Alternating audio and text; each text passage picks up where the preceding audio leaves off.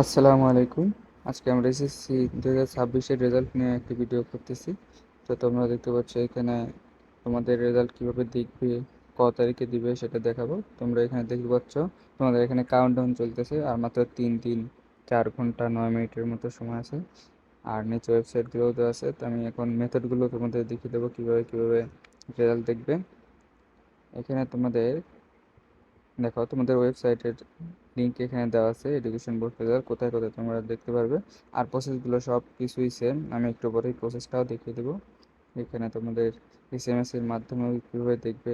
আর এটা হচ্ছে তোমাদের একটা ওয়েবসাইট, এখানে তোমরা খুব দ্রুত শুধু জিপেটা দেখতে পারো যখন সার্ভারে প্রচুর চাপ পড়বে।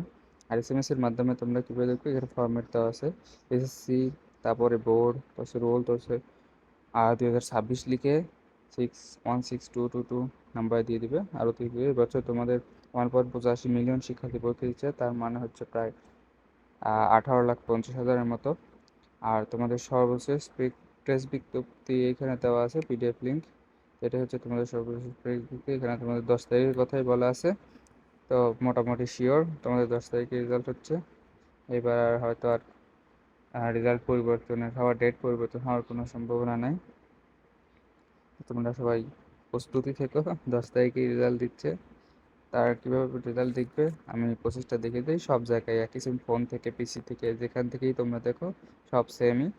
তারপর তোমরা সর্বপ্রথম এখানে নেম দিবে, বোর্ডের নাম। এখানে রাজশাহী আমি দেখানোর জন্য এমনি একটা সিলেক্ট করতেছি।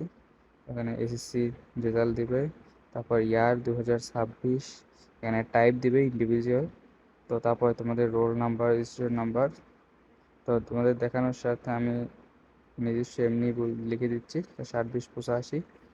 তারপরে রেজিস্ট্রেশন নাম্বার 19-12-77-52 এমনি একটা দিলাম। তারপর এখানে তোমাদের ক্যাপচা আসবে, ক্যাপচাগুলো যদি তোমাদের বুঝতে সমস্যা হয় এটা তোমরা পাল্টেও নিতে পারো। তো এখানে ক্লিক করবে, অন্যটা আসবে, এখানে দেখো সুন্দর করে বোঝা যাচ্ছে। তো আমি এখানে লিখে দিই 45।